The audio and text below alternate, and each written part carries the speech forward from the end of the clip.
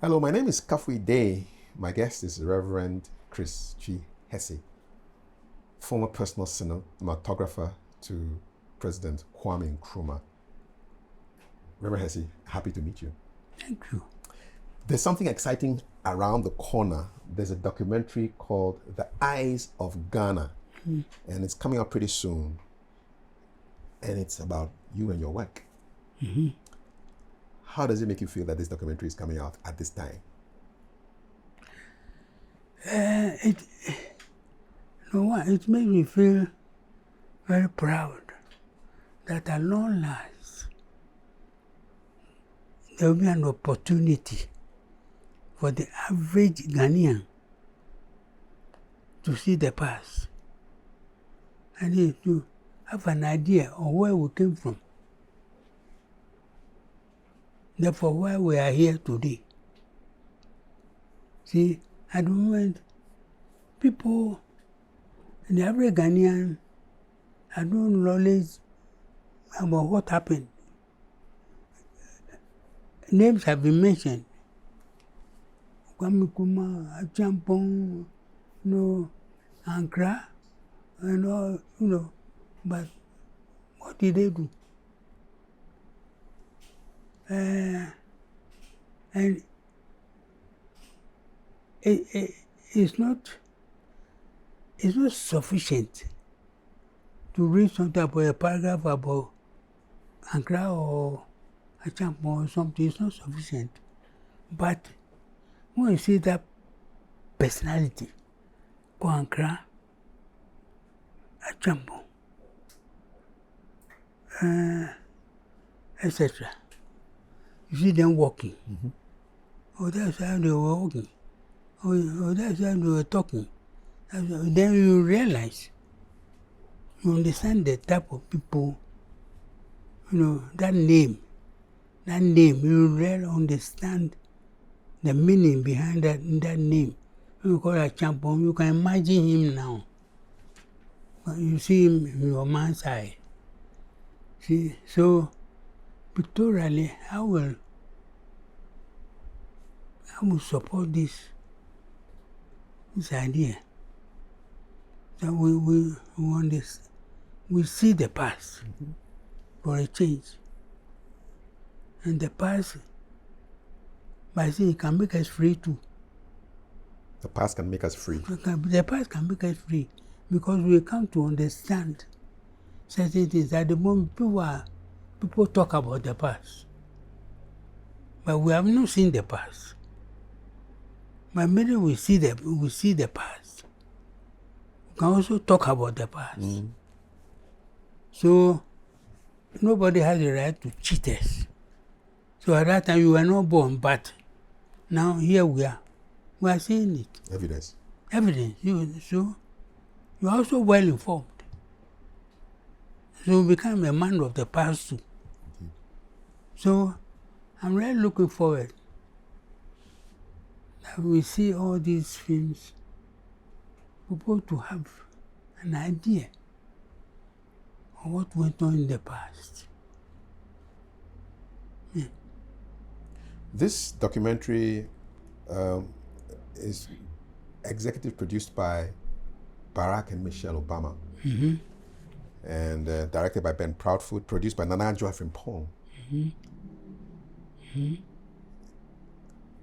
Apart from a peek into the past, what should Ghanaians expect from or what should Africans even expect from this movie? From this documentary? Africans should expect the truth. The truth. Because the cine camera doesn't tell lie. See, when that camera is interviewing you, how you are interviewing me, they are seeing, they are hearing, and they are seeing me saying something, and they can hear what I say. So they can also quote me. See? So the camera speaks the truth. Because the camera portrays something which actually happened. So the other man in the street you now know what happened about 50 years ago. And those, after seeing, people say, oh, I see, so this was what happened. Ah, that is the truth. That is the truth. Yeah. What was it like working with President Nkrumah as his personal cinematographer? You know, Nkrumah was a human being. He was a Ghanaian. He was a human being. But he was the first president of Ghana. We've never had a president, a Ghanaian president. We had governors, white people. So we used to governor. The governor said this, then that. But now the Ghanaian president who is speaking. So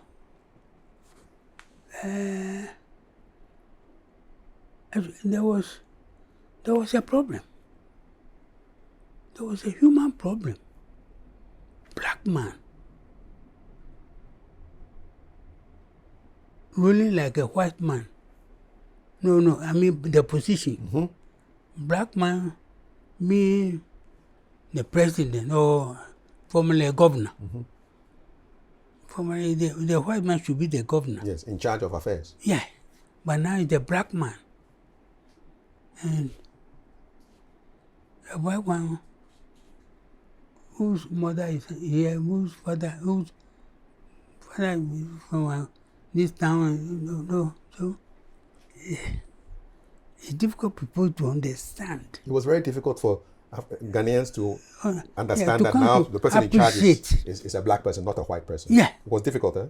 It was difficult. It was difficult. Was it difficult for you? No. It shouldn't be difficult because at that time there were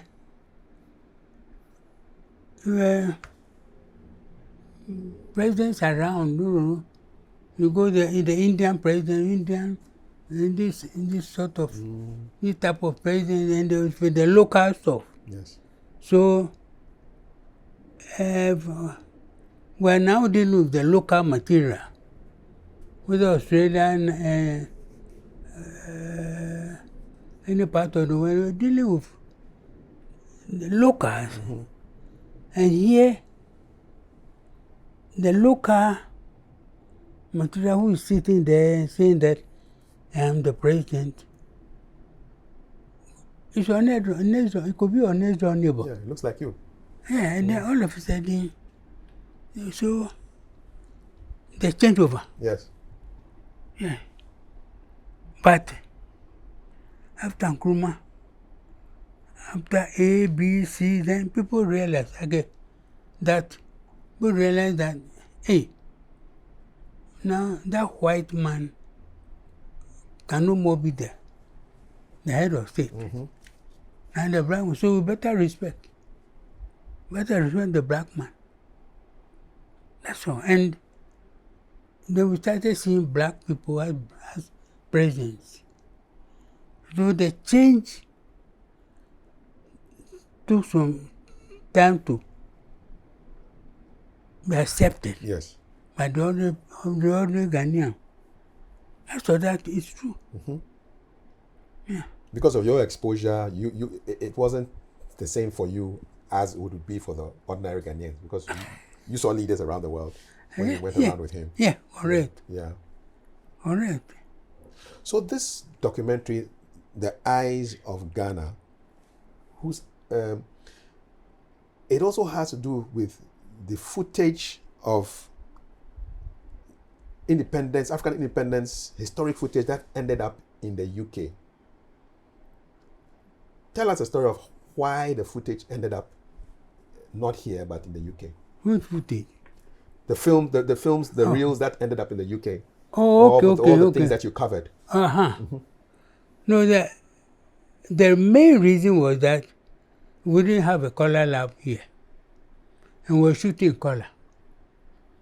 So the best thing to do was to preserve everything in London. A place that we call the Rank Laboratories, to preserve. They have the facilities. Okay. For the very young people in their 20s and 30s, they won't even understand what you're talking about in terms of a color lab, because when they take photos, it's digital and they can see the photo. But back then, explain to them how you took your photos. What was the technology that you used? There's a big difference. You're talking about the still camera and the cine camera. And the cine camera. That's the difference. Okay. You see, the 35mm camera runs up 24 frames a second. See, after the still picture, you click and you get a picture. You can put any caption there. But with the film negative, it's a negative, and when after shooting you don't even see the negative. You don't touch it, you don't see it. You have to transfer everything in the darkroom through a bag and put in the can. And light, that film should see light. And then they were flown to London to the lab. They were processed. Okay. And after the process, you have the film negative and the positive. The positive is the print, and the negative is the negative that supplies the print. So the negatives are kept in the certain sub-zero place. To preserve them. Yeah. To preserve them, the quality. Preserve, yeah. Okay. And anytime you needed a print or you are editing the film, then you edit on the positive, because you have to touch. Yes. The positive and cut and join, and then you, after completing the editing, then go and cut the negative to shoot What you have cut. what you have cut. Okay. It's a long process. Yeah, well, it's a long process, but there's a process of pushing very fast. That's it. Yeah. And so these 1,000 or so reels, who sent them to the UK? Who sent them to the... Why have they been in the UK for such a long time? We didn't have a color lab, but who sent those films there? Was it you? No, it's the film corporation. Okay, Ghana Film Yeah, Ghana Film Corporation. Okay. When we after shooting, we have to send the materials. So put them in the plane and send them there. And they receive them in the store. They know what to do. The lab. When are these films coming back to Ghana for us to see? Well, I think this year. All being well, this year all these films will be here. A lot of films which we shot. And it starts from 1948, 1948 up to, for instance, the departure of the governors. It's all on tape? Yeah. Wow. Yeah. All the governors from the 48 onwards? Yeah, 48, yeah. And was the riots, was the 48 Crossroads shooting captured? At that time, we were under the colonial government. So you can't film that? So we shot. Oh, you shot? Yeah, we shot. They were shot. But they were not. At 48, the Gold Coast Film Unit had not been brought into being. Okay. So we were shot and sent to Center of Information as properties of the British Information Office. Yeah. So they were not our property. No.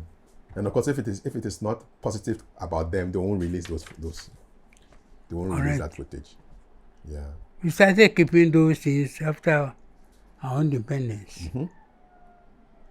So we are going to see a lot of interesting things if when these Very films interesting. come by.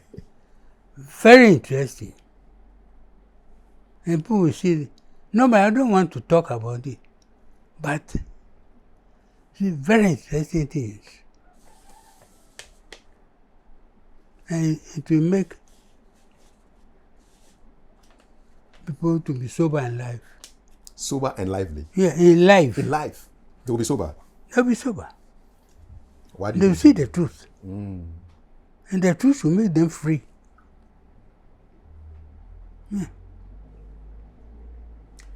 If somebody describes you as the man who filmed Nkrumah and saved history, would that person be correct? Why not?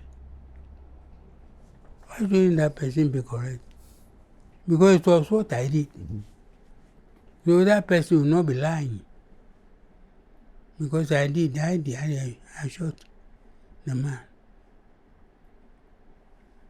What has the world not seen about Kwamem Nkrumah that will surprise them in those reels? What Ghana has not seen. What Ghana has not seen.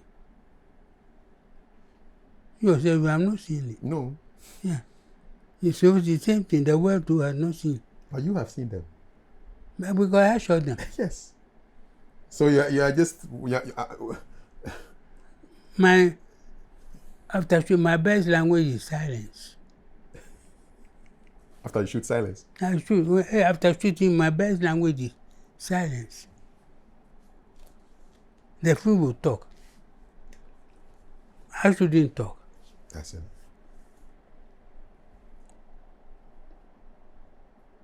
How does it feel to be one of the last living witnesses of Ghana's independence? One of the few, the last remaining living witnesses. You saw what happened in 1957, Independence Day. Describe that day for us from your point of view as a camera operator. Where were you positioned? What was it like?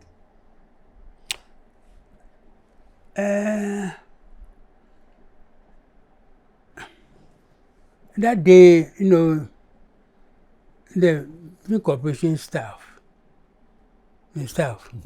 were put in uniform. What was it? Describe the uniform. What was it like? We were shirt, trousers, and a shoe. Okay. Working shirt. Working hat and, GFIC written boldly here. Okay, for identification. Yeah, for identification, yeah, correct. And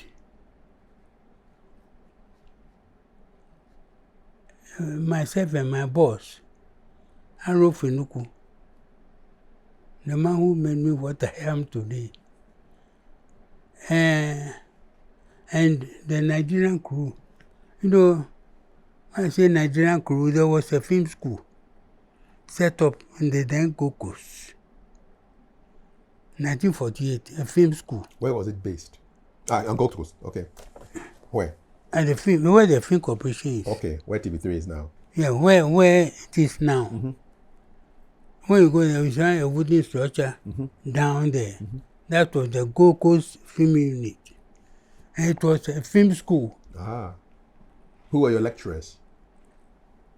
Oh, they were the sound, both Peter Hall, George Noble doing camera, Peter Hall, and editors, we have auditors, you were teaching. That was the Gold Coast time, from 48. Yes. And in those days, Ghana was not Ghana. It was Gold Coast. So it was West Africa. Ghana, Nigeria, Ghana, Gambia, and Sierra Leone. And to the white, the colonial government, it was one country. Yes. So when, say, you are working at a bank, and you are transferred from Accra to Sierra Leone. Freetown. To Freetown, yeah. You are in your country. Yes, British West Africa. British West Africa. So you are not paid an overseas allowance or anything. No. You are in your country. Yes. So that's why after independence, there were a lot of Ghanaians outside on posting and Nigeria and certain places. Because, and during the war, the West African Frontier Force, that's our military, they fought the Burma war in Burma, Yes. led by Major St. Anthony.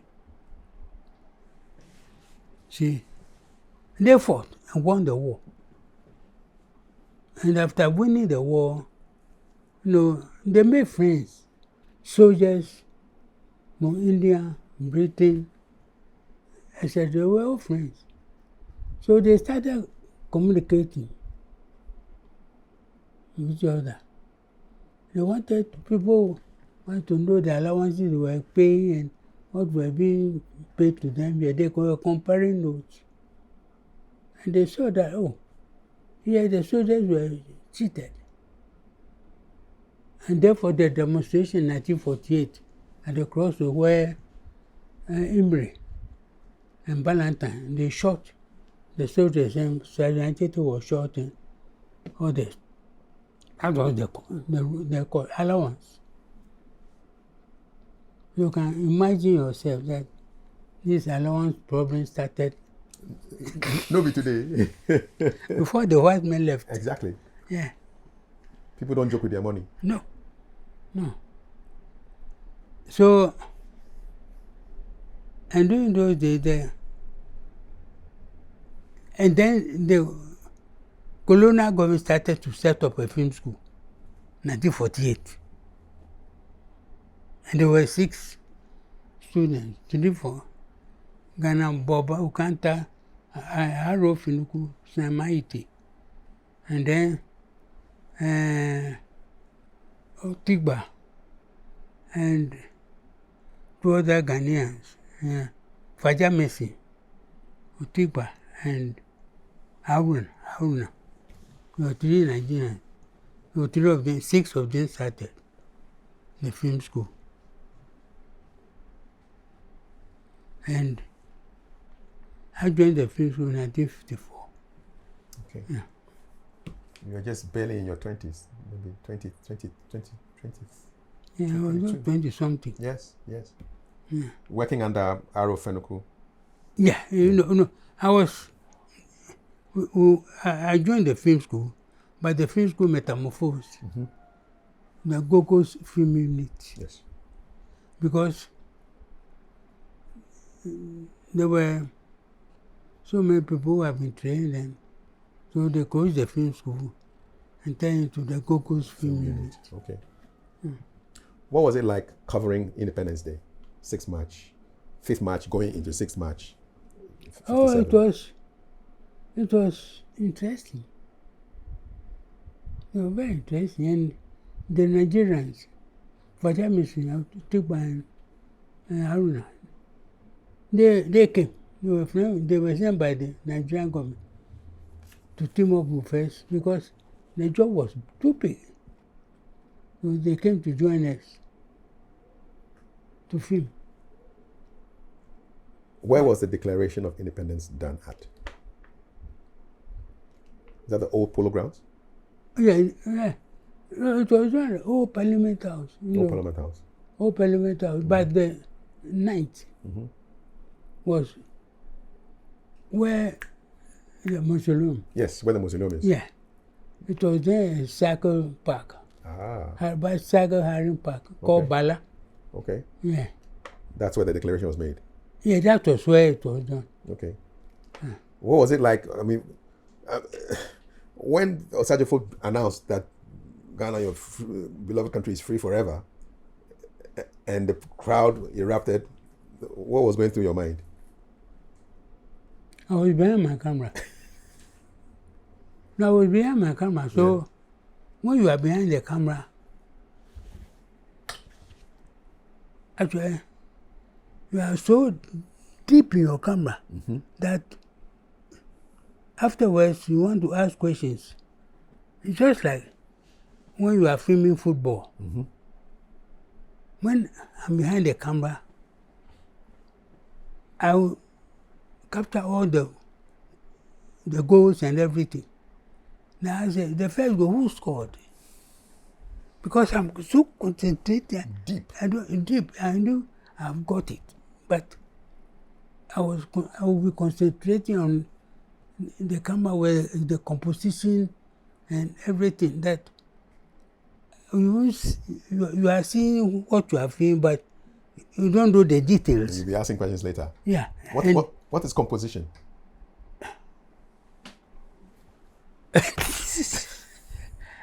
I'm sure people are asking what they are watching, so I don't know. can tell them. Composition, you see, as we are speaking now, if I have a camera, I know where to put my camera to get to a bedside. Okay. Yeah. So, good cinematographers don't just point cameras at things. They compose. Okay. They compose pictures. See, when a president is speaking at parliament, simply don't put a camera on the president's face. You compose a picture. You find a military man standing there, motionless. He's not speaking, not doing anything. And by bringing that man in, the president will be speaking. And he will not be speaking, but he's just standing there. Your very shot, you will be able to shift your camera and take that man off the shot. That's composition. Is it the most important quality of a good cinematographer? Correct. Composition. And before taking a shot, you shouldn't shoot. I don't normally shoot at people sitting down and looking at it. I want to capture people at their natural best. People sitting down. No facial expression. Yes. You can see the reaction. Somebody in the middle of something, ha ha! I will open the mouth and laugh. Meaning you have to be alert. You have to be alert. You capture that shot. Are there some shots you missed and you said, if only I was more present, I would have gotten the shot? Oh yeah. Sometimes you miss the shot. Yeah. And I'll give you one interesting example. Yeah. One day, there was, Bedema. One of the ministers of Osagyefo. Yeah. Something was happening, I was shooting. And then he called me, Chris, why is it that these days, once you made to get me, then you refuse to take my shots? Say, I don't refuse. I take people at their natural best, natural. I want to see you smiling. I want to do, and I do that when you don't know that I'm doing it. I want to see your yourself. I don't want to see your artificial side. I want to see yourself when you are smiling, when you are annoyed. And that's what I'm good at. So you can see that most of your shots, that's the shot I want. What was the reaction when you told him this? Yes. He said, so you...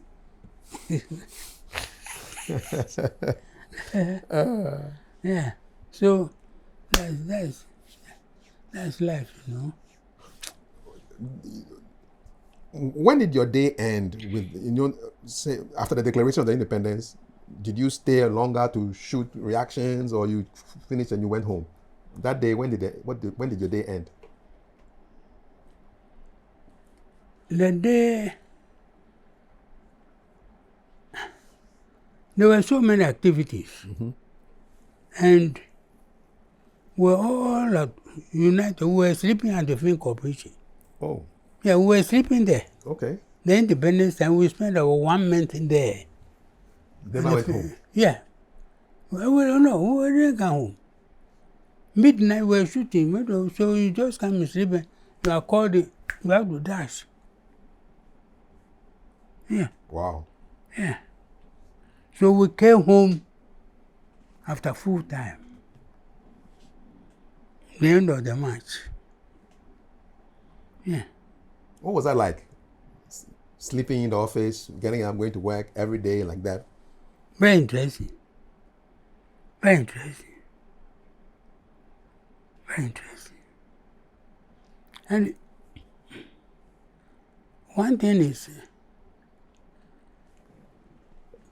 even that I wouldn't think much about it, but it is when you travel with the president that the work begins. Really? When you travel with the president. That's when the work begins. Sleepless nights. Why? Yeah, because you see, Kwamem Nkrumah, I was alone. Went to the UN and all those things. I was alone. See? And at times I worked for an assistant. They say, oh, no, next time. So who handled your sound?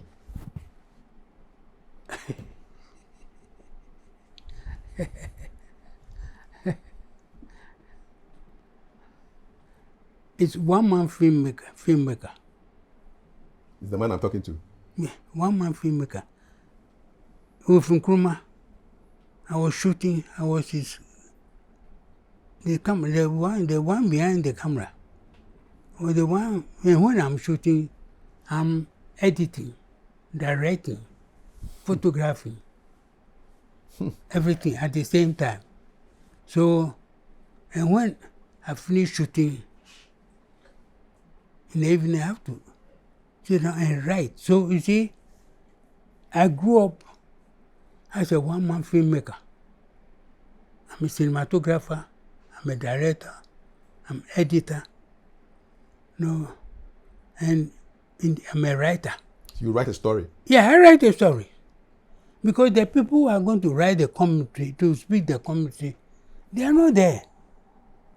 So I have to sit down midnight to write the history.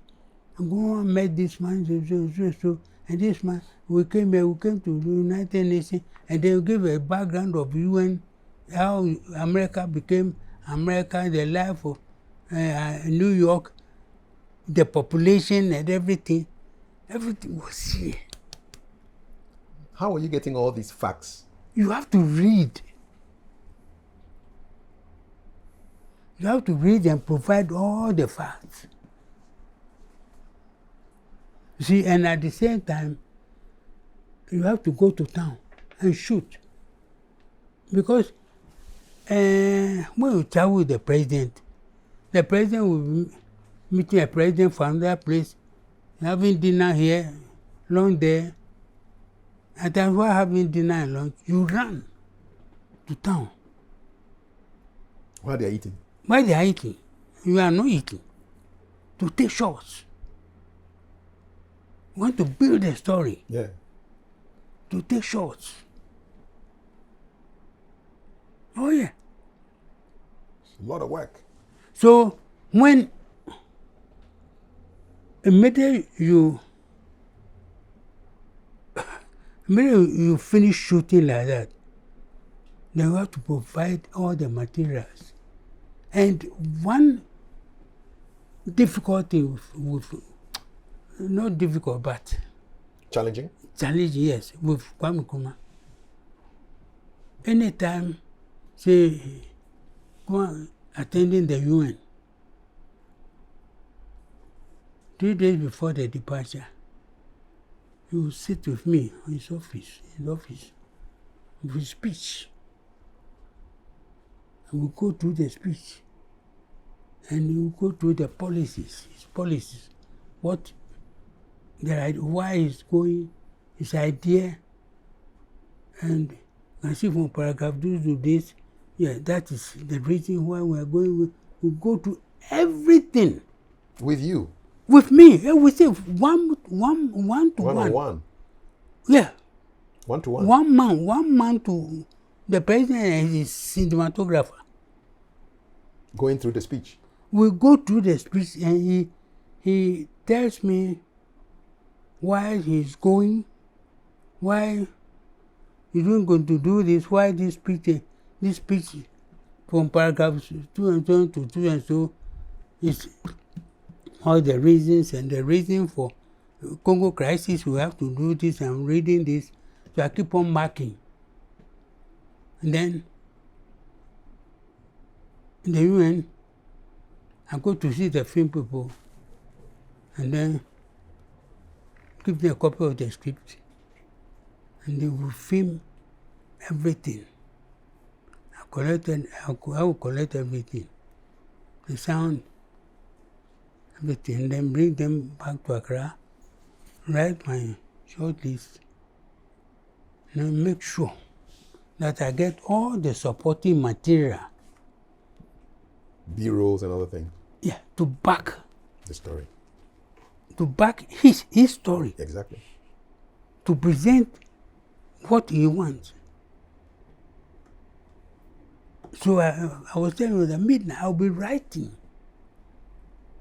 I will write a lot because they have to. The writer will not be there with me. No, you were there. Yeah, so I have to supply all the materials. Did you work on the plane sometimes? 100%. I work 25 hours a day. 25. Where was all this energy coming from? I was enjoying it. I was enjoying it. Because when we come and the film is ready, Kwamem Nkrumah has a projector, a flash house. Mm-hmm. So send for the film, and I go and sit. You call with me, and I will go through the film. You run the film. So,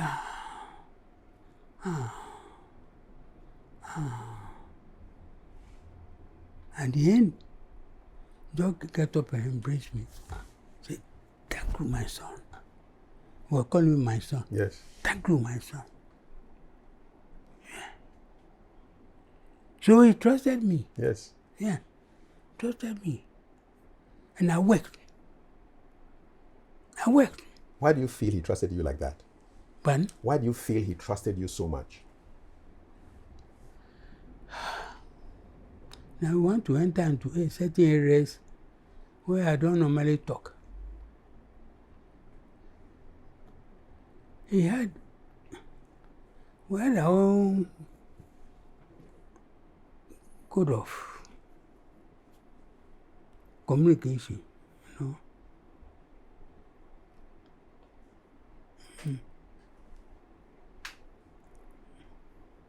We had our own code. You did, eh?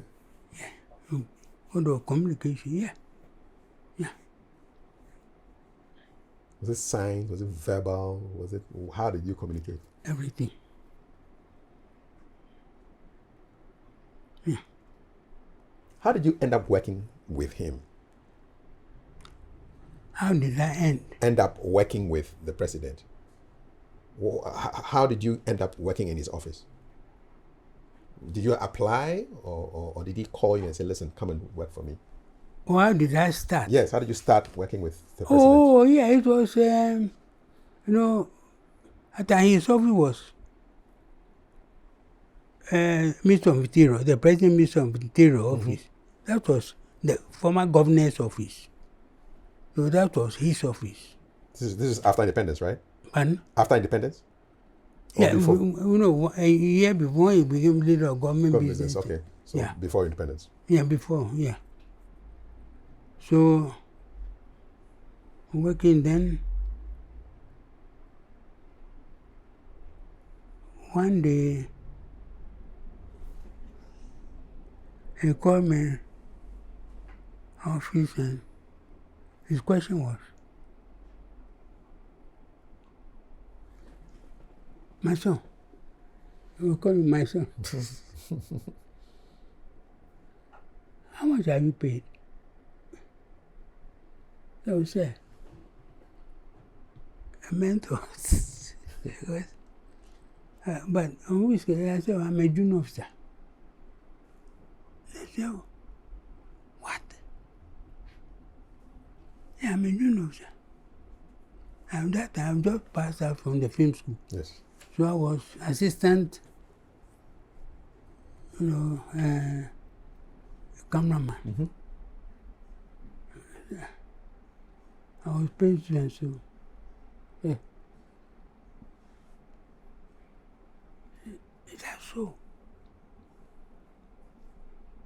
No. Yeah, all right. Oh, you go and do your work. I went. I was filming. Mm-hmm. No. And then afterwards, a letter came from the Public Service Commission, establishment. So in those days, Nkrumah's letters, all his letters started with Osagyefo, the president, the first line on any letter. Osagyefo, the president, has commanded. Have you seen that type of letter before? No. No, first line. Uh-huh. Osagyefo, the president, has commanded that. Then the letter begins. So once he has commanded, no return. Obey before complain. Pardon? You have to obey. Osagyefo, the president, has commanded. And this letter is Osagyefo, the president, has commanded. Like he says, he promoted from the junior grade, he worked out the details to the senior grade. And he should enter that senior grade at the third point. Spelled everything out. The third point. So you see, I was promoted from junior officer through HEU to the senior officer, and I was put at the third point. Lots of jumps. As simple as that. How did you feel? I didn't feel anything because all I felt was that I was in the dreamland. Yeah, so... How did your former colleagues feel, those who were junior with you, and all of a sudden you've been catapulted high up there? Yeah, so what happened? We worked out something. That some people have been working with me. So they should also be cushioned. And they were all... And then your boss, Aro Fenuku? Aro Fenuku was high up. High. So I just went close to him. Yeah. Yes. And I couldn't have overpassing. No. I couldn't, no. It's your boss. I would have refused. You mentioned earlier on, and it's a fact, that President Kwamem Nkrumah was the first president of Ghana. So he had nobody who was a president like him to learn from. Yeah. So where do you think he learned to become a president? Because he didn't have the advantage of succeeding presidents who have previous presidents to look up to. No, Nkrumah was that type who actually did a lot of learning for himself. And he was prepared. He was prepared to do a lot of, to do things. A lot of learning, And being the head, people who were not trying below, but he managed to push them up. And he was running, training courses at Weber College, weekend courses. Take the minister there and be teaching political history, political this, political that. Oh yeah, he did. They were attending school. He did a lot of things, a lot of learning. Yeah, training, training. In-service training. In-service training. Speech writing, speech, you have to speak. Yeah. So, we got to a point where all of a sudden, the minister was speaking well. I mean, oh, wow, it was nice. But they were trained. They were trained. We trained these ministers. And yourself, you see, and it was asking some, I think some officers or something from both inside and outside to run courses, yeah, for future ministers and, and the civil service, yeah. Training. So a man of learning and training. Training.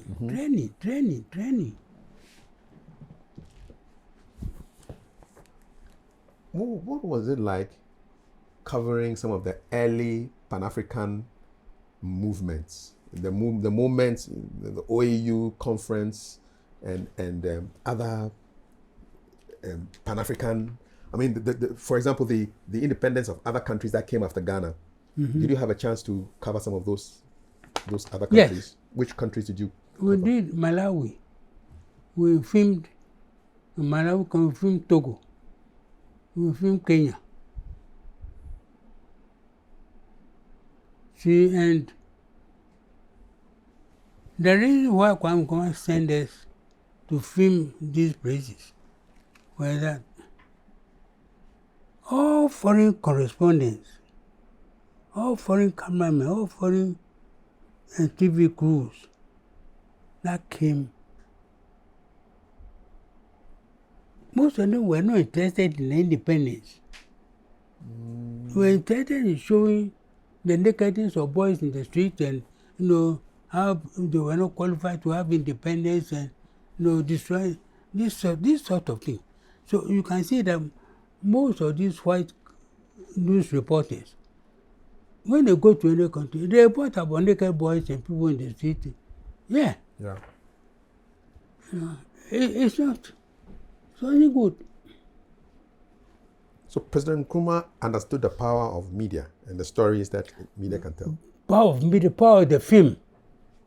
Power of the film. Because, when he was in UK, when he was in America, he was prepared to be a priest. Yes. That's why his first degree was BD. Bachelor of Divinity. Bachelor of Divinity. Then he decided, no, politics. And he noticed that the film was a very powerful tool. The Americans used the film to tell their stories. They were all champions. The film stars, the American film stars were all champions. They would go to place and fight and they come the way they walk. They're champion. America was always a champion. Because of film. Because of him. And you see, that was why America became popular. And some of these young guys, I want to go to the US with a yellow guy. It's him. It's him. One star will beat about 20 people. Oh yeah, the power. Have other presidents in Ghana and Africa realized the power of film the way Osagyefo realized it? So that's why he built the film industry. He built the film industry. And we're the best in Africa. The studios, sound recording, music recording, he provided everything. And South Africa, Kenya, Egypt. Our studios were fully booked for the year. Really? Yeah, South Africa come, they book our 4 months. The facilities were that good? All the lights, the light system and everything, the sound. And we're doing recordings too. We're producing music. Kenya, Ramblers Band, and we're recording all the music from our end. Film Corporation. Those times must have been just great. Ah.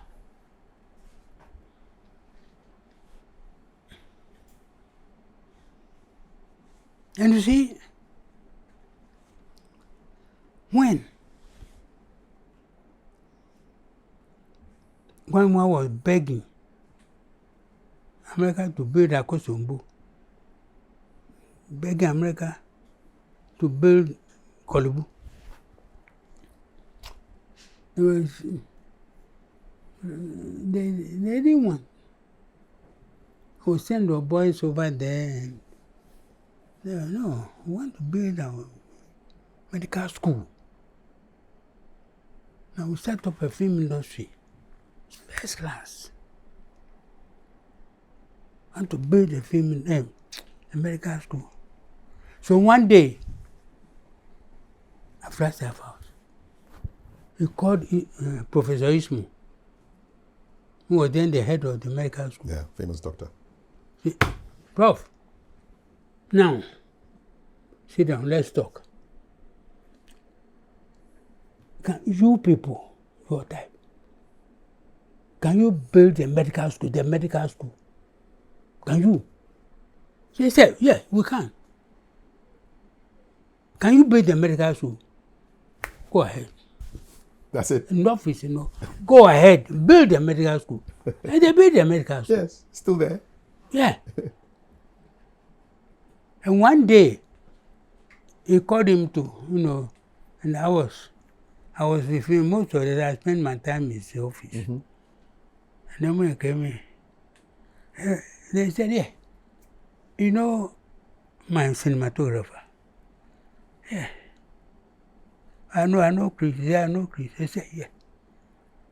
Anytime you have an interesting operation, I will give him that authority to come over. You call him, come on and film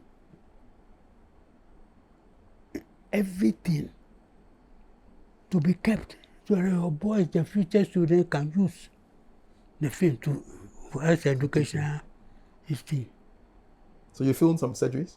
I filmed a lot, At that time, the whole heart thing had come and yes. I was filming and really, that opportunity also led into my priesthood. How? Why? And why? Why and how? Yes. See, the whole heart, when the body is open, the liver, the lungs, they were jumping. Put your hand on it and they were jumping blood, but they were operating. And I was filming, and I was not seeing anything, but they were achieving their results. Mm. They went to postmortem at the time, to postmortem to film the postmortem. Yes. And then they've opened the bodies, and everything was peaceful. The organs which were fighting and we were all quiet. Like how we say on the set, quiet on the set. Yes. They were quiet, lying down quiet. And when we watched the color scheme, the stomach, the pancreas, the spleen, lying with beautiful color scheme. I've never seen a color scheme well blended harmoniously. Charlie, say, wow, God is beautiful. God is beautiful. Beautiful color scheme. And the world have peace. Peace after death. And not of them moved. They were obeying their positions in the world. Law-abiding gadgets, law-abiding organs. So no.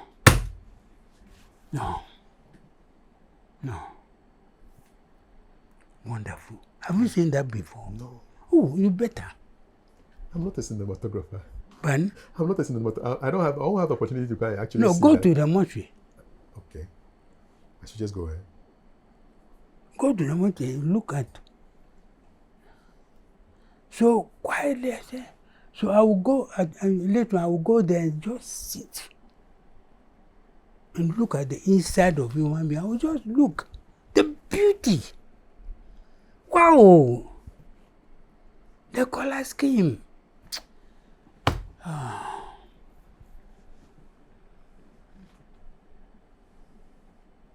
And the color was, I think, on my heart too. You like color? I like, when I watch sunrise.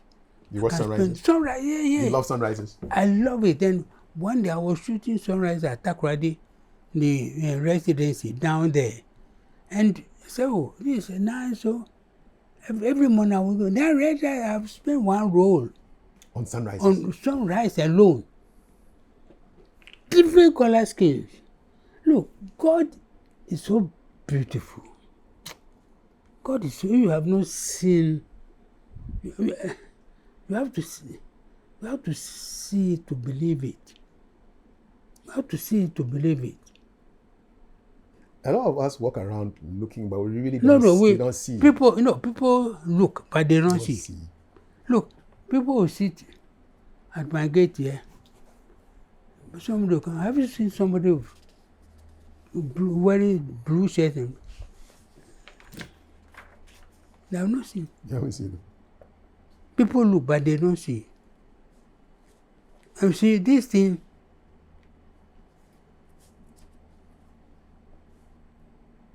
came face to face with Rawlings. In Rawlings' time, so call me one morning, can creep, let's go to Senchi. We'll fly by the river to Adan, and down. Where the river enters the sea. You went by air? Yeah, we went by helicopter. Okay. Then we went and stopped there, and I will film when the river enters the sea. Have you been there before? It's one of the most beautiful things. That we have beautiful things, and when we fly over the forest in Ghana. The color scheme again. The helicopter. We were flying. We were flying almost every week. We were flying. Rawlings. Why did he take you on those trips? Huh? Why did he take you on those helicopter trips? Who? President Rawlings. Yeah, I was filming. Okay. He wanted you to film this. Yeah. Things. Okay. They're beautiful. Too beautiful. The rivers. Charlie, go to the north from where and fly over the water. Just follow the water to Adan. Oh my God. So while you were filming, would he be talking to you? Oh yeah. He would be conversing with you? Oh, but we are in the headquarters, so he would talk to me.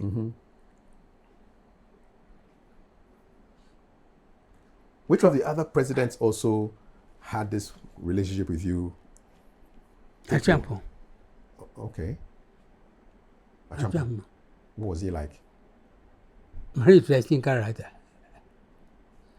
Very interesting character.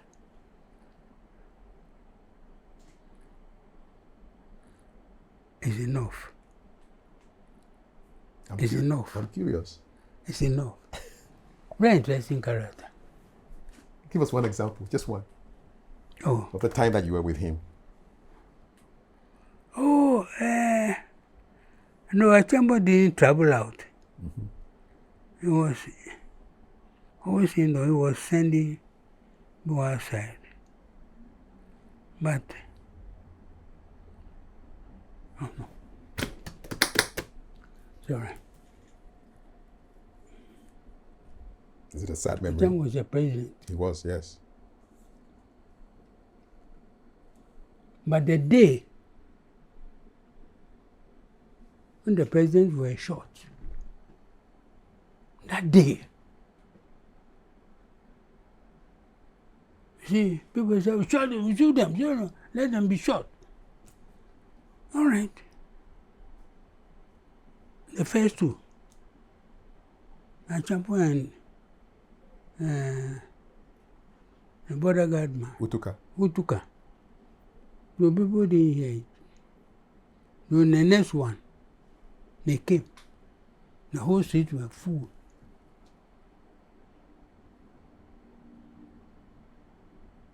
Fire and they shot. When the people ran, the people started standing on the street, standing up there. They started running. You know, as if they were a bunch of mad people. People were going straight. Where your face is looking is where you will be running. So people were running to the river there. People were running straight. Everybody was running from the bullet. Can you, no, do you understand me? Yeah, it's a terrible day. People were running, straight. People were running to where they didn't know they were going. They were running because Teshi side roads, they were just going. But heart running. Where were you? Huh? Where were you that day? You want me to tell you I was also running? I don't know whether you were covering. Were you covering or you were running? I was on duty. You were on duty? You covered the execution? No. No ask questions. But you were on duty? I was on duty, but I didn't cover.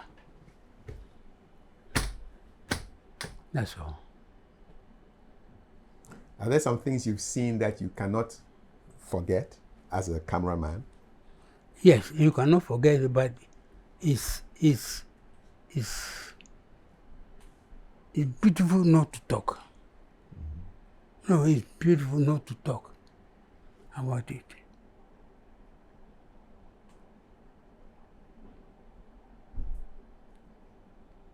Beautiful not to talk. Yes. Not to talk about it. And there are certain things I wouldn't talk about it. But there are certain things I will talk, but not now. There are certain things I can talk now. Okay. No, and following the president is not an easy thing to. When Lawrence took over, myself, better, one of my cameramen, and Abekwe went to the office, 2 cameras.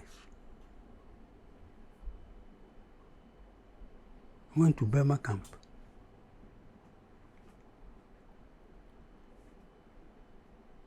Then we were sent to him. For the other time, some people were there. I wouldn't mention names. He said, Chris, Minsan, okay, no more. Oh, my history. I want to capture. The history. Say, okay. Then my speech.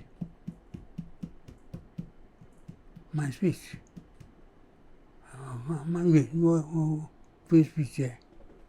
This was about 9 in the morning. And we were talking about 6 o'clock in the evening news. Yani, we started recording 5:30 for 6 o'clock news. And we finished 10 to 6. It was my tape. There was no pressman, no president, nobody was there. It was my tape. So Abekwe and Metal, we were given transport to go home. And I had to take the tape to broadcasting. GBG. We broadcasted at 6 o'clock. So I went. It was my film tape. And when I got there at 6 o'clock, Yeah, the drums. They put down, the president would broadcast and they played my tape. Played my tape, you know. And that tape was what Parliament had been closed and so and so and so and so. So when they finished, when they were playing that, they were recording their portion. Recorded their portion. And then they had to give me my tape, my film tape. Back to you. Back to me. And by the time we finished, it was about 10 o'clock. And from Bebakam, they gave me a MOAG to send me to broadcasting. When we came by, the MOAG was gone. So there was no vehicle. And there was a captain who sent me to the roadside. The roadside, you know. And we were standing there. No vehicles were coming. There were curfew. Then we saw a vehicle come. Then they stopped. They stopped the man. Yeah, hey, where are you going? I'm going to La. I'm from La. I'm driving home. I'm from my farm. Because some farm things in the back.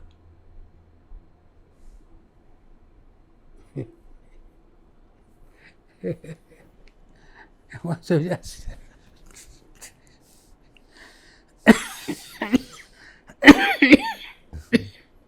that man was slapped by a soldier. Said, oh, I'm going to eat la. Oh, so just slap. Oh, sorry. No, it was unfortunate, but yeah, it's just weird. So I said, look, take this man.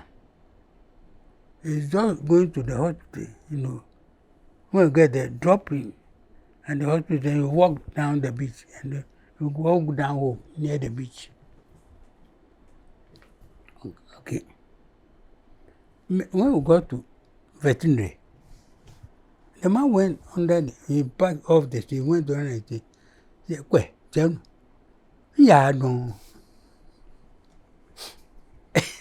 I will park under the tree, I will sleep here till tomorrow. So you can walk across the street and go." And there were no vehicles going. No. And there was a curfew, right? It was a curfew. There was a curfew. Yeah, a curfew. No vehicles. So I said, okay, I will walk home. You were walking in the middle of the curfew? Yeah. No, just across the street, and then I'm at home. Yes, but you're still in the curfew. The curfew. The minute I stepped in the street, who goes there? Stop! I stopped.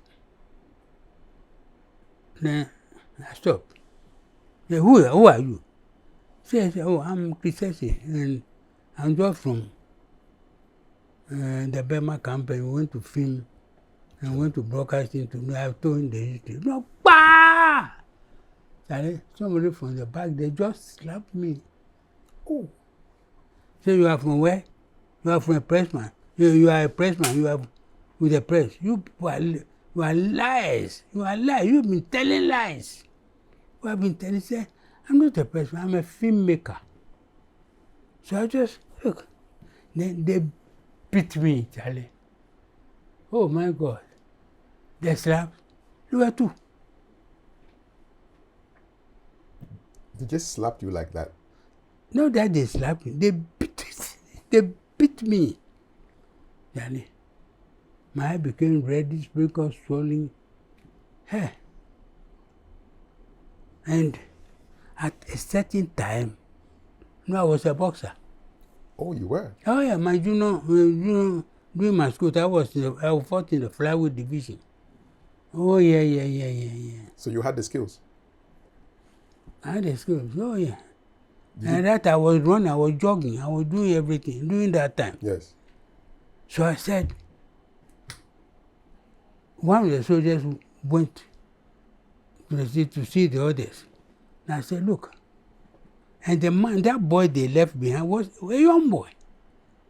I said, look, should I go in for this man? Just put the face, because the way he was standing hard was like this. Mm-hmm. The whole face had been exposed for only one shot. Take him and out. He will go down. Oh yeah. I hit the chin here. Bah! And we call it Lengoi. In boxing, we call it Lengoi. Kafui Dey. Go home and die. Yeah. You knocked the guy out. Man. You knocked him out.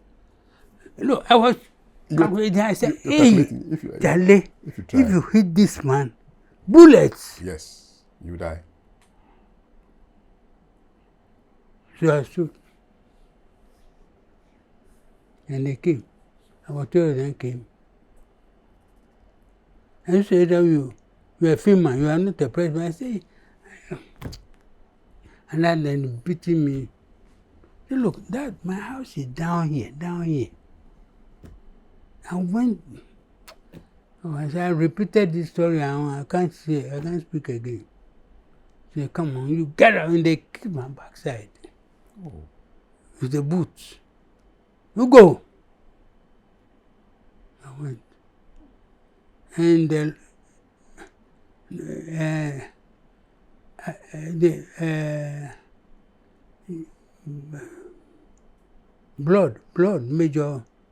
Major Blood Jean. Mm-hmm. He was deputy head of public relations. So he was coming to pick me early in the morning by 5 o'clock to Burma camp. When I came, made my face swollen. Started laughing at me. I said, oh. Your people. Yes. So we went straight to Ronnie. Oh, Chris, I'm a fair. So I'm a bit, but I told him the story. God, can you recognize it? I said, oh, in the night, anyway, those 5 living things. Yeah, camouflage. Yeah, camouflage. So, oh, sorry. Oh, they beat me. Mm. All right. I mean, from your description, it wasn't. Oh, they really. Oh, what? Did you cry?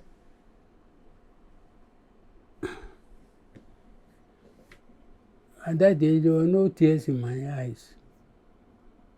But no, if I hit that soldier more, I would have died. Yeah, they would have shot you. You know, I'm remembering what you said about that flight over the vegetation of Ghana with President Rawlings. You were seeing beautiful Ghana. Yeah. Uh-huh. Now the rivers don't look the way you would have seen them. Yeah. Because of the illegal mining and the destruction to the environment. And you see, I was telling some people that we have to stop at the bridge, the bridge on the Volta. Mm-hmm. Sokakope or Adomi? Either of them? No, I think Sokakope. Mm-hmm. And Rory changed himself into diving with a diving gear. Mm-hmm. And we took one dinkies and went on the river. He rode on the river with a dinghy? With him. Okay. You were with him? I was with him on the river. Were you in diving gear too? No. I was going to film, but he was in diving gear. Mm-hmm. And he dived into the water. Mm-hmm. And he came out with weeds. So last time, I wanted to tell somebody that the water, the water is no more deep. There's a problem for water. They have to dig weeds because he just went in and brought a bunch of weeds. But I'm sure by this time the fall have grown. It's like a forest now, I'm sure. Yeah, yeah. See, but I don't know why we are not talking about that. Does it hurt you? But the environmental destruction, how does that make you feel? With all these, the forests being destroyed, the rivers being polluted, and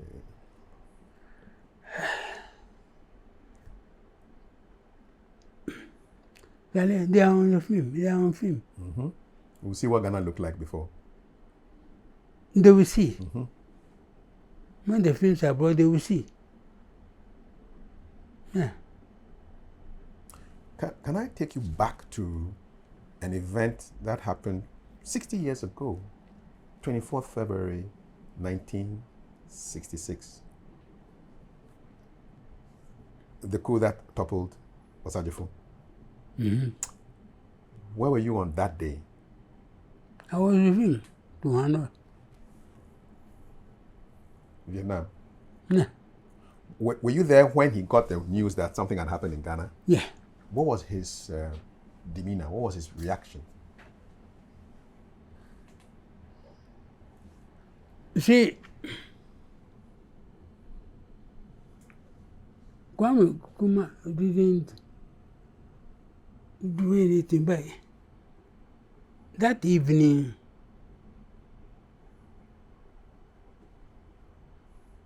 we were just sitting there, and he left to his apartment. And normally, anywhere we went, my accommodation was almost next to his. Yeah. So we had a common hall.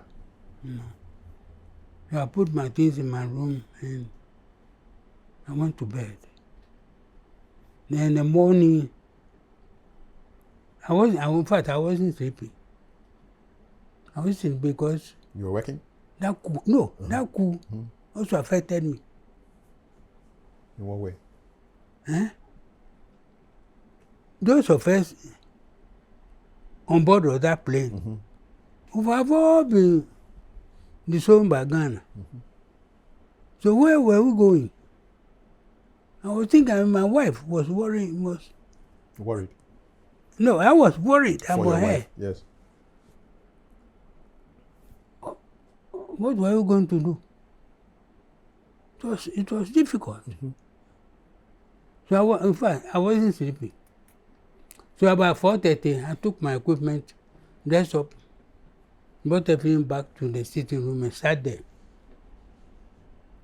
Then Nkrumah came about 5:30. Chris,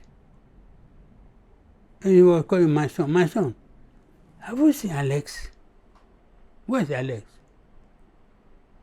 I said, I'm not. Alex was in Saki. I've not seen him. I told her I've not seen him. So he went. And by 8 o'clock he came. And at that time, some of the foreign affairs officials had come to join me. Then came with the same question. Where is Alex? Then one official said, oh, sir, remember yesterday he said he was going to Addis Ababa to challenge the illegal government because there was the OAU coming on that day. Organization of African Unity. Pardon? Organization of African Unity Conference. Yeah. We want to go to challenge the illegal government representing Ghana. Now Nkrumah said, okay, yeah, you can go. So he allowed him to go. And no, Alex had a plan.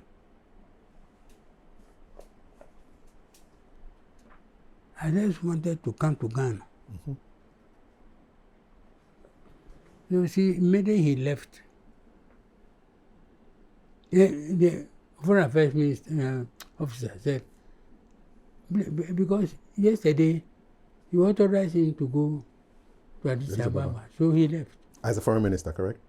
Pardon? As a foreign minister of the he was his minister, Alex Kwesi-Nsiaki. Oh, the Foreign Affairs Minister. Yes, yeah. Yeah.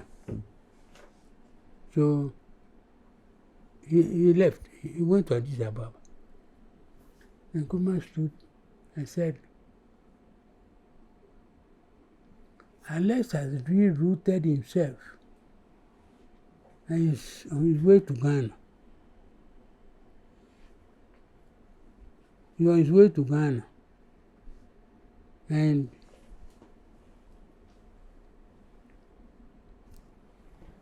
has organized his own funeral. He's attending his own funeral. I said, okay. Yeah, he's attending his own funeral. They looked at us and went back to his room.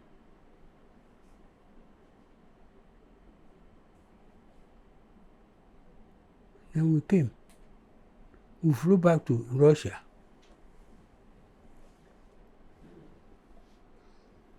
After having a dialogue with me in the plane on our way back to Russia, what happened was that myself and my assistant, Metal, were sitting at the end of the first class. That was where I normally put my equipment and sit. The only time he wanted me, he would look at me and then give me a sign. And by this time, he got up and came to me and stood there. And he drew the curtain because he was hearing noise. And the people who were with him in first class had all moved to the Zongo. And we were chatting with them, laughing. So he closed the curtain and started talking to me. He asked me, what is coup? You don't understand the meaning of coup? No, sir, when Amnete takes over from Papa and let the corporate and say, oh, my son, you know, this is the district meaning. This is the district meaning. But you see, what is happening in Africa now will go on for some time. And then the whole of Africa will go into the soil. And the new Africa, out of the ashes, from the ashes, will grow the new Africa. New Africa will germinate. Then he took his stick and went and sat down. He said, the new Africa will germinate from the ashes. You see my film? Yes. Eyes of Ghana. Yeah. I look forward to it. Pardon? I look forward to watching it. You see my film? Yeah. Did you ever see him weep? Did you ever see President Nkrumah shed tears? No. No. So he just smiled and went. Mm-hmm. Then we got to Moscow. go to Moscow, and the Kremlin Russian came. government. Because to Kwamem Nkrumah, put me in his car and they drove off. That was my last time I see him. You go to Moscow. Yes. He went. If he had asked you to accompany him, what would you have done?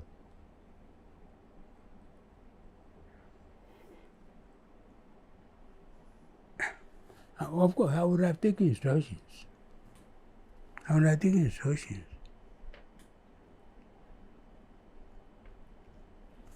So we went. And we were kept in the plane for some hours. And then later on, saw some vehicles coming. And we were put in them. It was night. And we drove. We dreamed out to a place I don't know. But it took us about 2 to 3 hours to get to where we were going.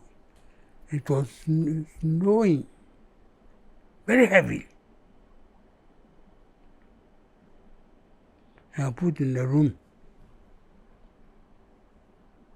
In the morning, I got to open the corridor, open the curtains, and the trees were white, snow. The ground were everything white. I couldn't have any knowledge where we were. That was day one. Day two.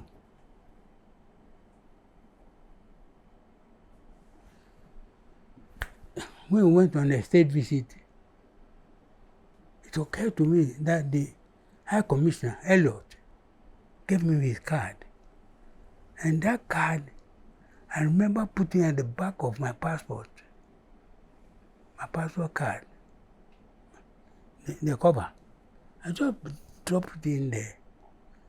So I took my passport, and the card was there. And the security people were outside playing Ludo or something like that. And the security people were very top security. I opened the door, no open. I lifted a phone there, it was torn. So I looked at them, I died. And it went straight to the ambassador. They said, Chris, where are you? And the guy said, we're in the forest area, snow, we don't understand it. But I don't know. He said, put your phone down and leave that place immediately. Put your phone down and go out, leave the place. You supposed to call the others, to all of you, come out.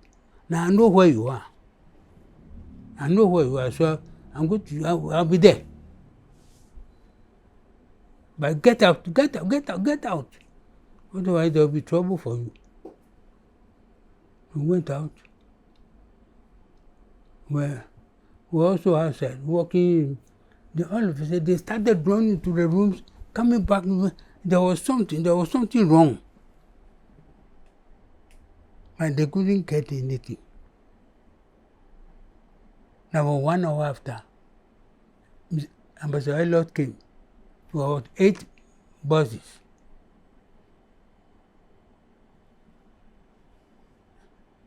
Then he came, he put us all in one room. He said, Chris Hesse, General Nkrumah said we should take you to the ambassador's house and fly you back to London. You'll be there. He will give instructions when you should come home. And then the rest, We have to send all of you back. Now the vehicles are here. Put in, those who would like to go, it's my duty to take everybody. So please, take your luggage and put everything in the vehicle. We're all going. First of all, we're all going to my house to eat. Then some said, oh, we will not go. Say, look, if you refuse to go and we leave, no vehicle will come back. So change your mind and let's go. You will be sent to Accra. Some few, I won't go. So majority went to the buses with the foreign affairs officials and everything. And we all went to the ambassador residence. Come and see Fufu, Ben Kwan and everything. In Russia? In Russia, in the ambassador's house. Oh my God! Was it kinky? We put the key. We put the coup aside. And we ate like wounded lions. Was it kinky? Yeah, they were kinky. It was everything. What? Assorted drinks. You made contact with them? Pardon? You sampled the drinks? Oh no, I will do some soft drinks, because I don't drink alcohol. So So that was day 2. Pardon? That was day 2. Take 2. That was day 2 of your time in Russia. The second day. The second day, yes. Yeah. After the meal, what happened? So from the ambassador's residence, all the other crew, the members, foreign affairs people, etc., they were taking, I think, their flight. There was a flight for them to fly back to Accra. So they were put in the flight and they were flown back to Accra. At that time, you didn't know where Osagyefo was? Osagyefo, we left in Moscow. You left him in Moscow? We didn't know where he would be going. And then myself and my assistant, we were sent to London. To go where? To go and stay? To London. To stay with who? The High Commission booked, no. Okay. They said the High Commission had been instructed to accommodate us. So okay. they gave us a hotel. In London? In London, yes. Okay. How long did you stay in London? Oh, almost 6 weeks. And then after that? After that, one day, Chris, I wanted back home. The general said we should come home. So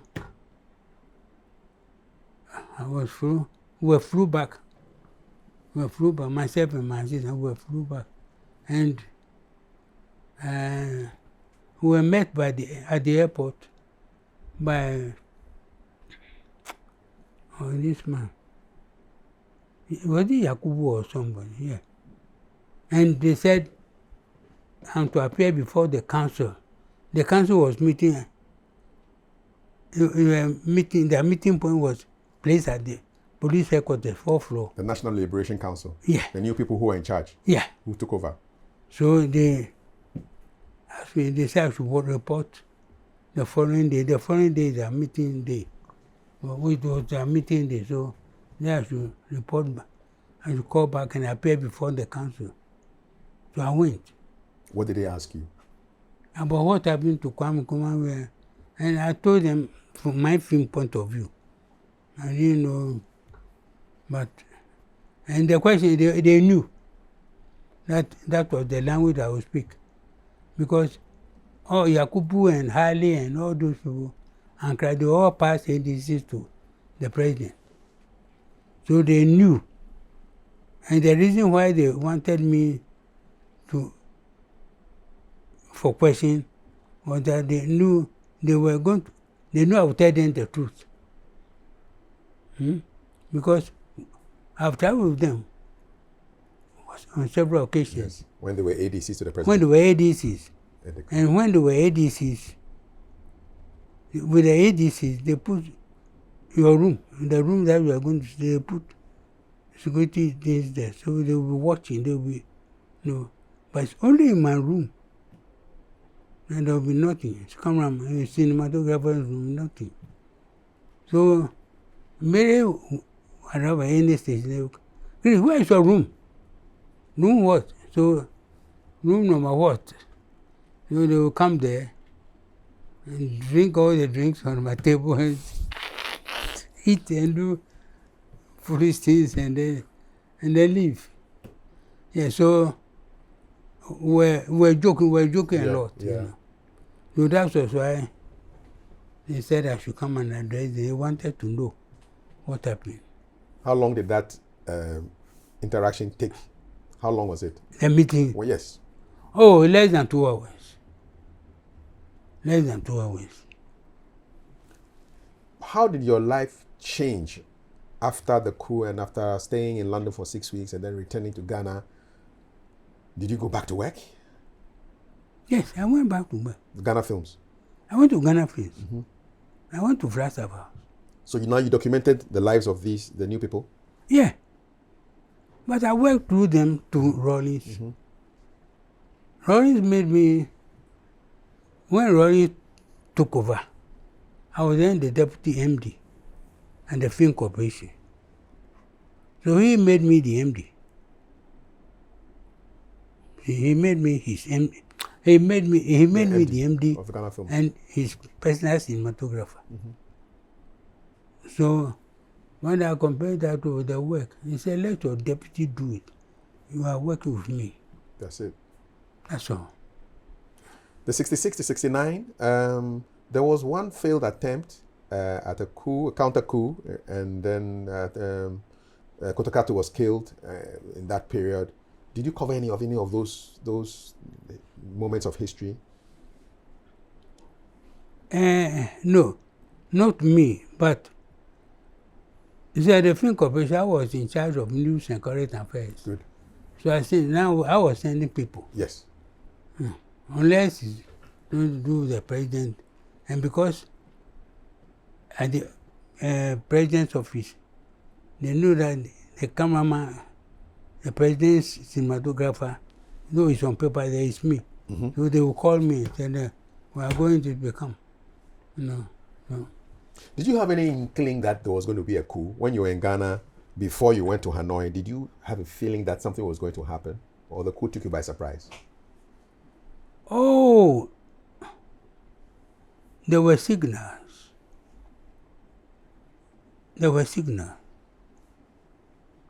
After that, I cannot run away from it. You see, there were signals.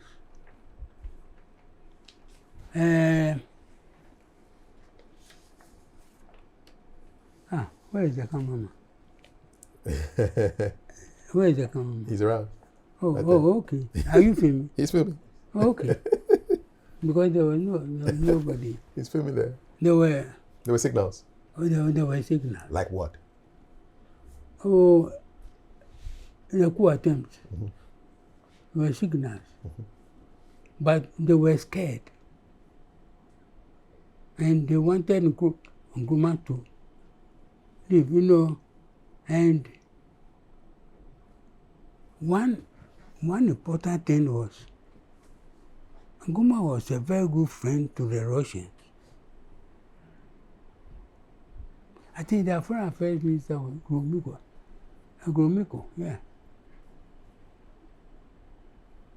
And he was communicating. So the Hanoi trip was postponed on 4 occasions. Mm. Oh, yeah. Was postponed on 4 occasions. Because of intelligence reports? Yeah. I say, don't move. Okay. Then, I think intelligence to work, then they noticed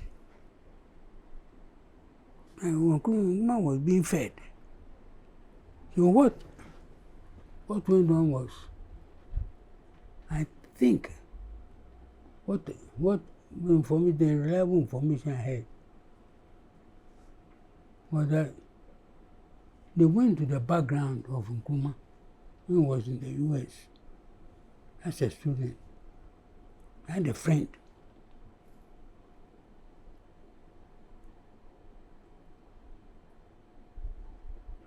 A very good film, black.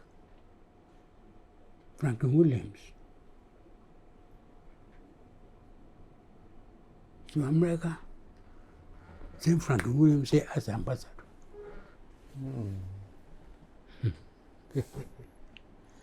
Yeah, they sent Nkrumah. They sent Franklin Williams as ambassador. And that day, when Franklin Williams came, went to Flagstaff House, come and see Flagstaff House. As if it was raining.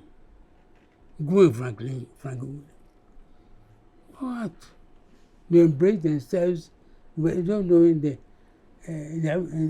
hadn't seen themselves for years. They were shaking each other, you know. Remembering student days since Franklin was made ambassador. I said, no, they are annoying. What I know, they are annoying.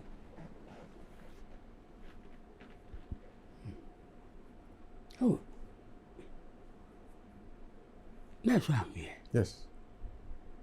You have to go. You have to go. You have to go. Diplomatic talk, oh, Yes. Charlie. But other things are under. Yeah. Yeah. Okay. I will go. And the message came, don't move. From the Russians. This one day. He moved. No, the coup. You reckon that if he hadn't moved, there might not have been a coup? No. No. There wouldn't have been a coup. Because the presidential bodyguard. Yes. What? President's own guard regiment. You cannot touch him. You can't. No. So they were the presidential bodyguard. So disciplined. They were good. Charlie, don't joke with them. They were good. And the whole army, I think, they are good because he's scared. They are very good. Were you in the Flagstaff House when that Amatewi shooting incident occurred? Yeah. You were? Describe that day. What happened? No, I've talked about it too much. Let's cut it.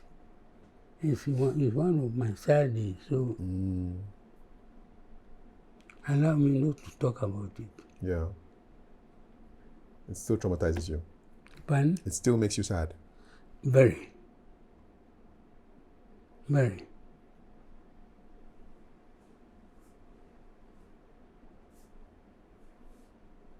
Very. And see, I've gone through the bombs Kulungugu? for 4 times. 4 bomb attacks. Yeah, 4 times. One each from that. The Kulungugu, Flagstaff House, Lucas House, and then stadium. Bomb 4 attack times. after bomb attack after bomb attack. Pardon? Bomb attack after bomb attack after Yeah, bomb attack. yeah. 4 times. I'm going to wait. 4 times. Because you'll be filming. So Correct.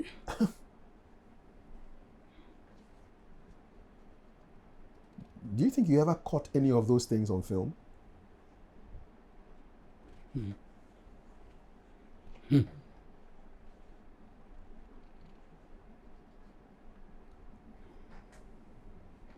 And then I leave that question.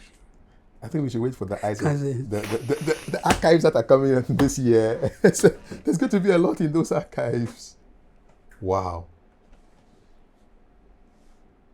What was the president's mindset at that time when these bombs were flying? Did you detect any change in the way he related with people? First of all, you have to protect yourself. You're also a human being. You have to protect your wife and children. And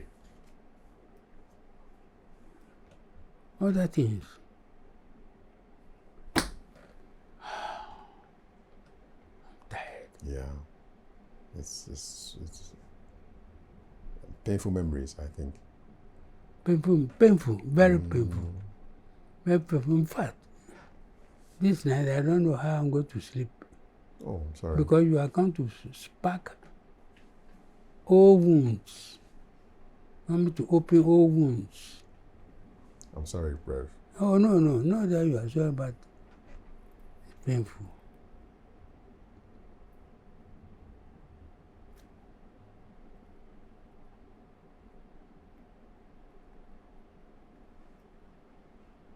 Very painful.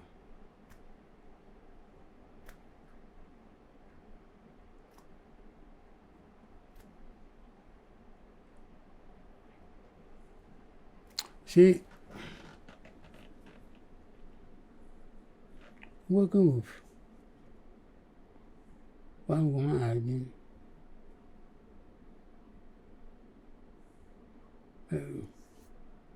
they're very frightening. Yeah. But what else?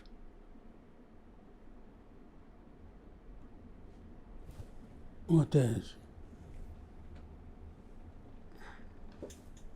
You want to show me something? Yeah, this is the draft. First draft of my book.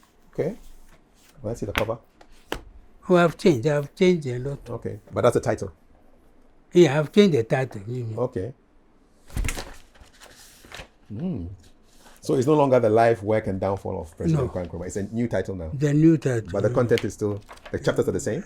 The chapters are almost the same. Okay. I've made a lot of changes, but I'll give you a copy. I'd love to read it. The new one. I wonder what the chapters say. First day in the Prime Minister's office. A good day. A happy day. Yeah. It was? Yeah. Your first day in his The office? first day. Can you remember what you were wearing that day? I was working here. With GFIC on it? Yeah. The man Kwamem Nkrumah. Struggle for independence. Fond memories of Flagstaff House. I think I like that. The Flagstaff House kids, who were they? The Flagstaff House. Kids, the children. So the president's children? Yeah. Did you get to shoot times with them, family times with them? Or he just made that, don't shoot my family? Oh, Kwamem Yes, himself. yes, No. He had time for them. Okay, so you were able to document some of their times? No. Okay. I had time with them. And,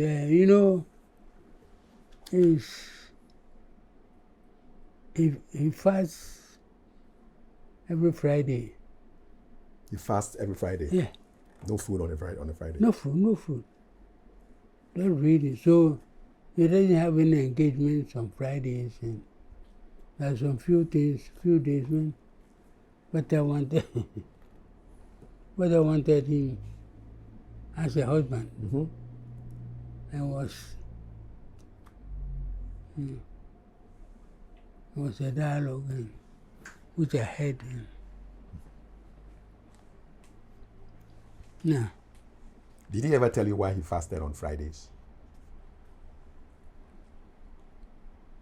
No, he was a strong Christian, and he believed in certain things. And not that he fasted only on Fridays, but at times we would go to Nkrumah,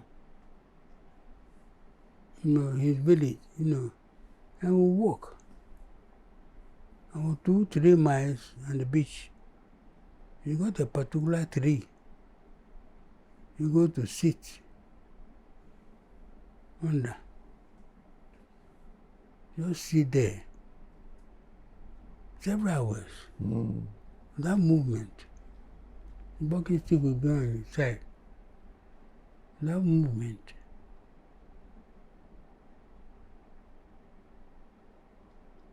So one day I asked him,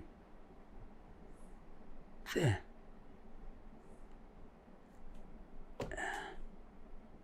you don't speak. I don't talk. I'm meditating. I said, when I'm meditating, I don't speak. I only listen.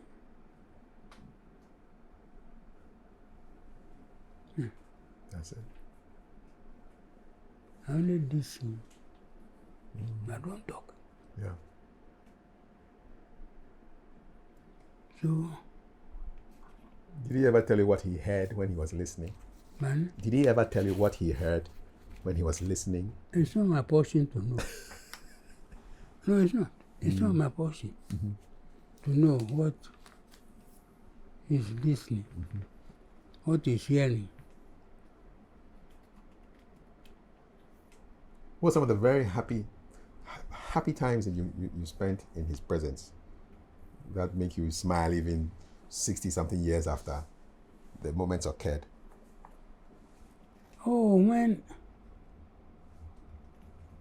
after I finished the film, and he has seen it,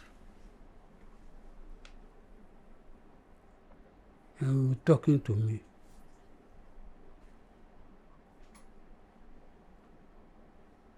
Full of praises. Yeah? Yeah.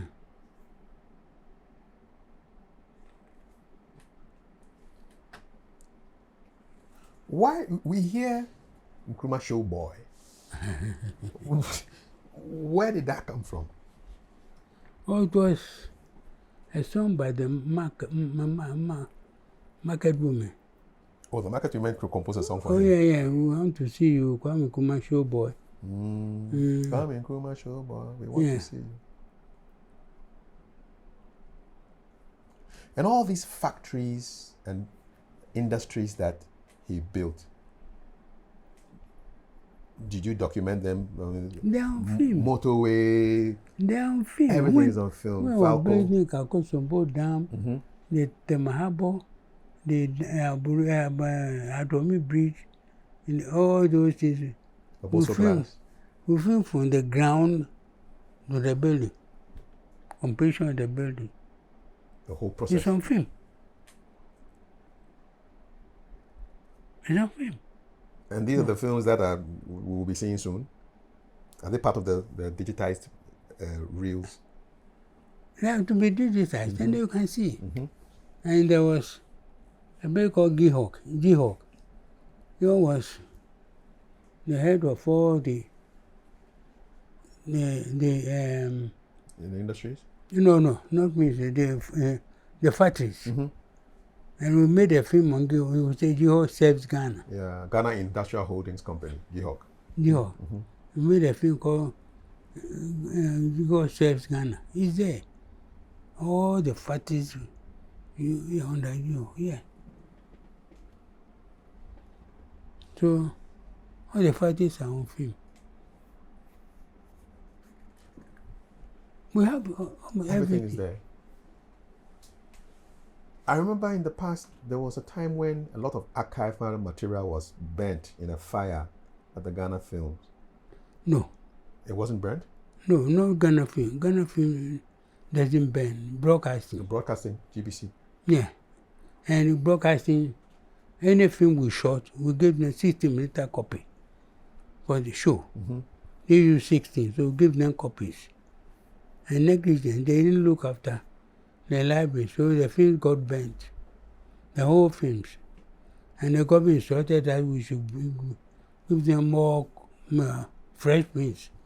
So we have to spend money to make prints of all the films for them. So the stuff that got burnt, do we have the copies elsewhere? The stuff that was burnt at GBC? Do we have the originals? The films that were burnt at GBC, do we have backups elsewhere? In London, we were keeping our black so color films in London. Yeah. Okay. That's a relief, at least. Yeah. Nothing is entirely lost. Nothing is entirely lost. No, if there was anything lost, then it's their pocket money. What is the pocket money referred? There's a Pokemon in their drawers. They got lost. But the film got lost. We gave them new prints. As of the money, we couldn't bring the new prints. So what you're saying, for I want to be clear, that everything that you shot, all the stuff is in London. Yeah. Yeah. Good. That's good news. So Ghana has not lost anything. No. Only black and white. Only black and white is lost. Yeah, black and white films. Because you were not sending black and white abroad. Is that correct? Yeah, we were not selling black, and we brought the black and white films and stored them here. And when the film corporation was sold to the Malaysians came and banned all their black and white films. How do you feel about that? No, how will you? No, you produce them. So my feeling will be completely different from yours, Reverend. No, supposing today, your wife dies, excuse me to use that language, and you get a new wife. And the new wife comes and says, oh, this whole thing, let's burn everything, boom. Shall burn everything, your wife dresses and everything. What will you say? Divorce straight.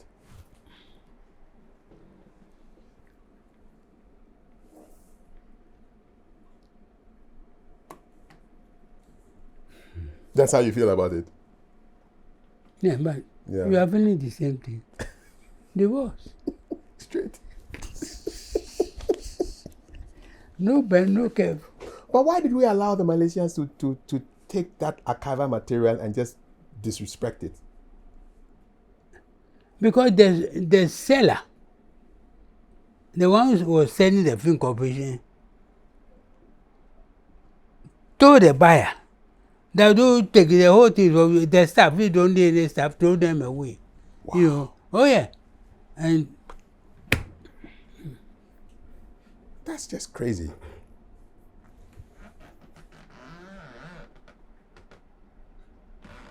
You are hungry.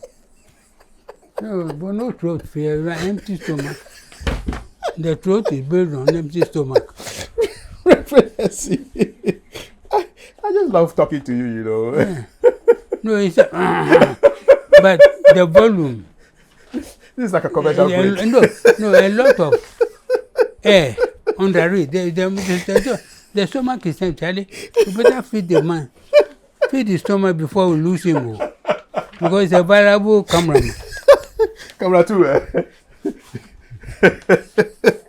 Reverend, I need to clear one myth that supposedly was shattered, but you may know. So there was this story when we were going, because you worked with President Rawlings, there was this story when we were growing up that he flew a jet, and I don't know whether it was Sogakope Bridge or Adome Bridge, but it was one bridge in Ghana. Adome Bridge. What is the story behind that particular story? We'll go on that Adome Bridge. Yes. It was Rawlings.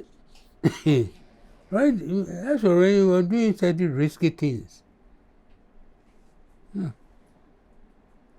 He flew the plane under the Adome Bridge? What is wrong with it? No, I'm not saying there's anything wrong. I'm just asking whether to confirm from you. I didn't see it, but I have not seen the pictures. And but it was told. It was told. Yeah, it was told that he flew the blue under Adome Bridge. And one day, once a year, I use the helicopter, the military helicopter, and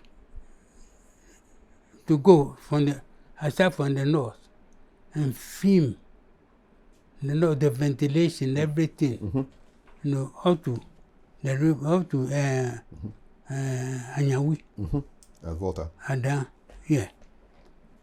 Once a year. At times I go with Rawlings. Who flies that helicopter? No, the boys. Okay. So yeah. And at times they play the rough a bit. One day I was on the two-seater flight with the trainer, the one who was training the pilot. Hey, my God, this man, he was Italian. I was sitting behind, only two of us. I think it's here. That plane, It's you a can picture see. there. Yes. And at a certain, the man just went up straight like that. Why? And I was holding the camera behind, and I was upside down.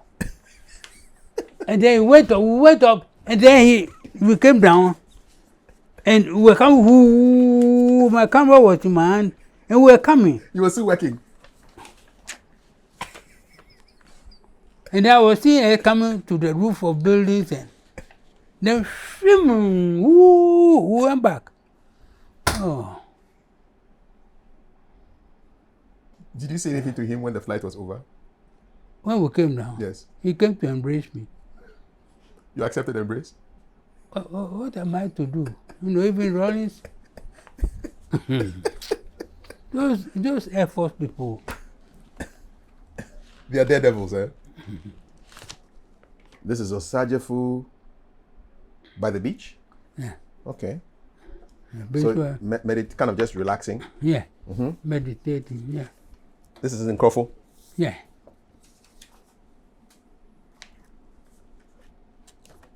Who took that picture? It doesn't matter. Reverend Hesse. Look, you want to talk about Ghana? Yes. You better bring some bed. Because we have lots of stories to talk about. Oh, yeah, there are a lot of. We better bring some bed and lie down here. And then we just chat. And then 1 hour, every 1 hour, wake me, we talk for 3 hours. And then we sleep for 30 minutes and come back. Reverend, can I leave Ghana and talk about you now a little bit? I know you were born in the 30s. Yeah. 1932? 93. I'm 93. Wow. You'll be 94 this year, God willing. Yeah, August. August 29. So prepare your birthday present. Yes, sir. I want 3 bottles of Apotesh. Which you won't drink. I'll give to you. You go and finish up. What was it like growing up in the 30s? What's your memorable recollection of the 30s in Accra? Oh, the 30s.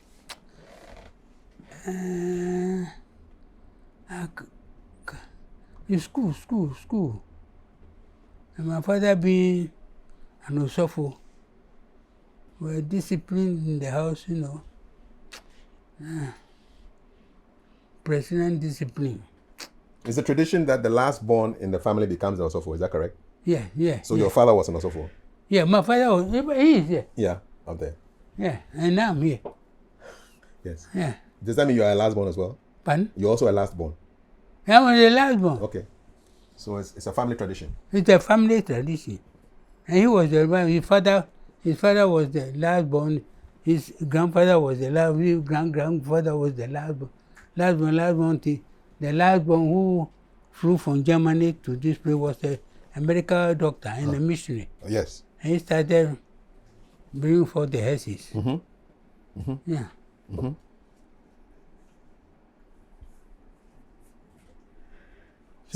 So what was the profession of the firstborns? If the lastborns were Asofos? Oh, actually, they were teachers or, they were mainly teachers or catechists or, I have to take you up on that, your offer of one day coming to stay here, and then we'll talk, and then we'll rest small, and then we'll talk again. Is that a good idea? No, it's not. It will not be good. It will not be a good idea. How can I be talking for one day? I just really want to pull my legs. I want to pull my legs. I'm looking forward to the premiere of your documentary. Oh, yeah. Eyes of Ghana.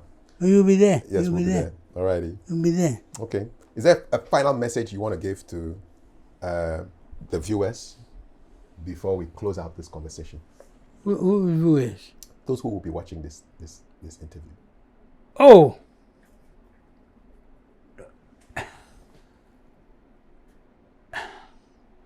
The question is, Ghana is what we have. Yeah, Ghana is what we have. Maybe we live here. We don't have anything. You can go and live in London or Nigeria or anywhere, but you don't belong there. Yes. Come home, sweet home. Yes. And one day, no, there'll be a lot of change from Kwamem Nkrumah, being the first president, changes, people, they wanted to kill him, another person would come. But now, people are admiring him, because now they have people to compare. Yes. But when he was the Lone Ranger, see, and you couldn't compare it to the past president. There was no past president. No. So people thought, ways to go free, but now, Yes. You can compare. yeah. So see, and that is the beauty of it. Yes. That is the beauty of it. And see, look at the things he did. Look at the things he did.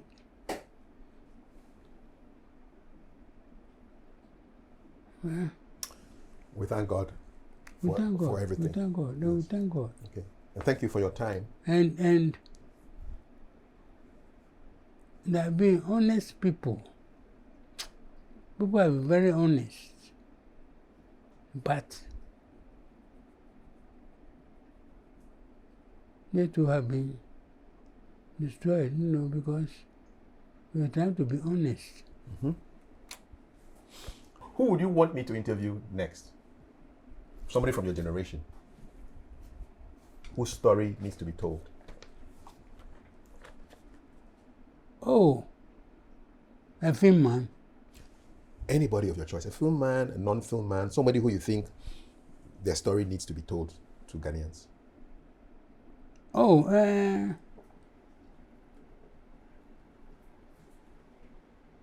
look, I think my friend Kwanzaa. Kwanzaa. Yeah, Kwanzaa or Ernest Abekwe. Ernest Abekwe. Yes, those are two good picks. Ernest Abekwe.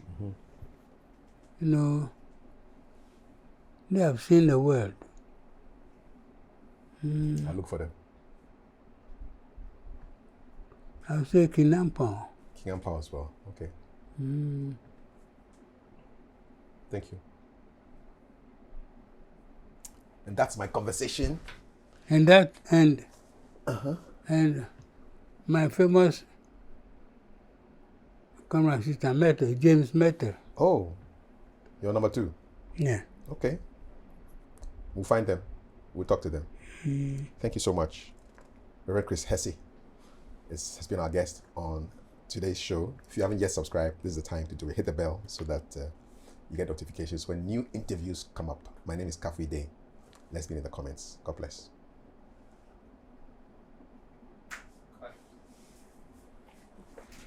Oh, you are done.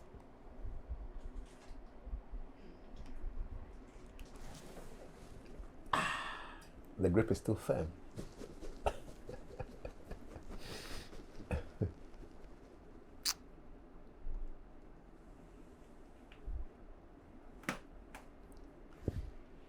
Kafui, Yes, sir. I have a story to tell. Big time. I have a story to tell. Yes, Ramo. I haven't told you I'm at the way. I'm a theory, yeah. I'm at the way. No. No. More. Yes.